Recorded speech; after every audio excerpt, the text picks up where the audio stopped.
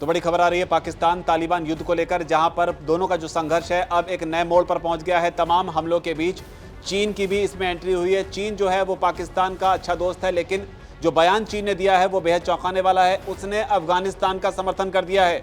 अफगानिस्तान में इन दिनों तालिबान की सरकार है और लगातार तालिबान सरकार और पाकिस्तान दोनों के बीच युद्ध जैसे हालात बने हुए हैं। टैंक को कब्जे में लिया गया है, कई सारे टैंकों को कब्जे में लेने का दावा जो है वो तालिबान की ओर से किया गया है। इसके अलावा चीन की इसमें कैसे एंट्री हुई है, चीन ने क्या बयान दिया है, बताने के लिए चेतन मौजूद है। चेतन, क्या है पूरा मामला? देखिए, जिस तरीके से ये जो झड़प पिछले समय से चल रही है उसमें आज भी झड़प हुई और बुरी तरीके से यहाँ पर जो पाकिस्तानी आर्मी है उसको मुंह की खानी पड़ी। और हमने खबर ये भी देखी थी कि किस तरीके से पाकिस्तानी आर्मी के जवानों को जो फील्ड मार्शल हैं असीम मुनीर, वो वहाँ पर उनको लताड़ते हुए नजर आए थे कि इंटेलिजेंस फेलियर टोटली है। बॉर्डर पर जिस तरीके से तालिबानी लड़ाके पाकिस्तानी आर्मी पर टूट पड़े, वहाँ पर जो सैन्य चौकियाँ थी उन पर कब्जा किया गया। हालांकि पाकिस्तानी आर्मी ने दावा किया है कि उन्होंने कई तालिबानी जो लड़ाके हैं, टीटीपी जो लड़ाके हैं, उनको मार गिराने का दावा पाकिस्तान की तरफ से किया गया। लेकिन जो तालिबान है वो इसके उलट दावे कर रहा है। वो ये कह रहा है कि हमने कई सैन्य चौकियों पर कब्जे किए हैं और हम लगातार सबक जो है वो पाकिस्तान को सिखा रहे हैं। आने वाले दिनों में भी सबक सिखाने की बात यहाँ पर की गई है। लेकिन इस बीच जब चल रहा था तब चीन की तरफ से एक बयान सामने आता है और उसके बाद पाकिस्तान जो है वो हिल जाता है, क्योंकि हमेशा से पाकिस्तान को ये लगता रहा कि चीन हमारे साथ है। हमने भारत से संघर्ष में भी देखा कि चीन ने किस तरह पाकिस्तान की मदद की, वहां पर मिसाइलें पहुंचाई और उस मिसाइलों का इस्तेमाल पाकिस्तान ने भारत के ऊपर किया। हालांकि मुंह की तब भी खानी पड़ी पाकिस्तान को। लेकिन इस संघर्ष में जब तालिबान यानी कि अफगानिस्तान और पाकिस्तान में संघर्ष हुआ, उस बीच चीन ने तालिबान का यहां पर समर्थन किया है और साफ तौर पर चीन की तरफ से यह कहा गया है कि अफगानिस्तान की संप्रभुता का समर्थन वो करता है। यानी अफगानिस्तान पर हमला कर पाकिस्तान अब बुरी तरह फंस चुका है, ये साफ तौर पर यहां पर नजर आ रहा है। और चीन की तरफ से जब ये बयान निकलकर सामने आता है तो उसमें खींच नजर आती है कि पाकिस्तान किस तरह अमेरिका के नजदीक जा रहा है। अब हम इसमें दो चीजें देखते हैं।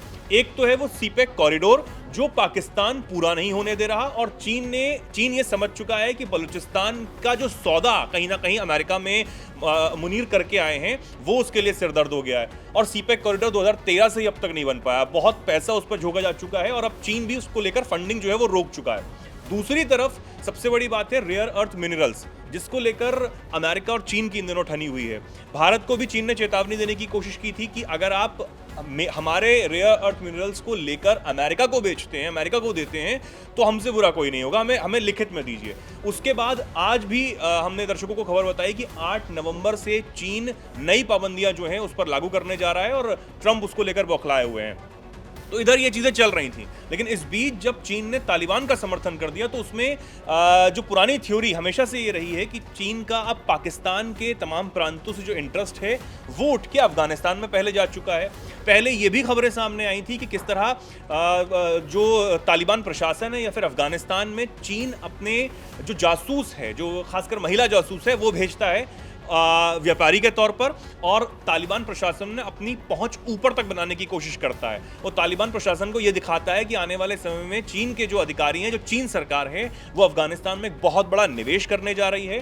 और दूसरी तरफ चीन ये भी समझ रहा है कि अगर मैं अफगानिस्तान से अपना इंटरेस्ट अब नहीं दिखाता हूं या फिर हटा लेता हूं तो भारत जो है वो एंटर कर रहा है धीरे धीरे। क्योंकि तालिबान के जब विदेश मंत्री मुत्तकी भारत आए और उन्होंने साफ तौर पर इनवाइट किया, आमंत्रण दिया भारत सरकार को, भारत को, कि आप आइए, जो हमारे पास खनिज पदार्थ हैं उनका हम अब व्यापार जो है वो करना चाहते हैं, आप हमारा साथ दीजिए, हम मिलके जो है वो आगे बढ़ाएंगे। तो चीन को ये भी समझ आ गया। अब पाकिस्तान को बहुत बड़ा झटका इससे इन चीज़ों से माना जा रहा है कि एक तरफ आप जो हमारे साथ अब तक थे अब वो अफगानिस्तान की तरफ चले गए हैं। तो तालिबान इससे बहुत ज़्यादा खुश भी है और जाहिर सी बात है, तालिबान हो या अफगानिस्तान, आपसे कहिए, दोनों ही सूरतों में चीन और भारत दोनों ही अफगानिस्तान को साधने की कोशिश जो है वो कर रहे हैं। कूटनीतिक तौर पर तालिबान या कहीं अफगानिस्तान जो है वो दोनों ही देशों के लिए ज़रूरी है। लेकिन पाकिस्तान को इस तरीके से चीन ये कह देगा कि आप गलत हैं, क्योंकि इशारों में मतलब इसका यही निकलता है जब चीन ये कहे कि अफगानिस्तान की संप्रभुता का वो समर्थन करते हैं, तो इनडायरेक्टली ये बात यही हो गई कि पाकिस्तान को कहीं ना कहीं चीन ने आईना दिखाने की कोशिश की है।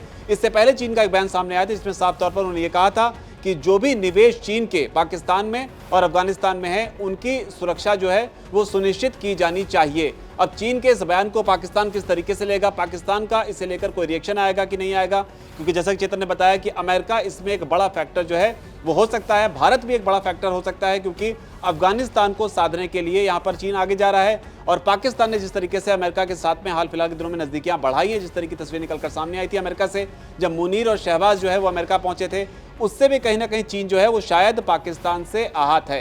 जी चेतन, देखो इसमें ना एक इंडिया का भी एंगल निकलकर सामने आ रहा है। इंडियन इंटेलिजेंस का जिक्र भी यहाँ पर तालिबान की ओर से किया गया इस पूरे संघर्ष के दौरान, वो क्या मामला है?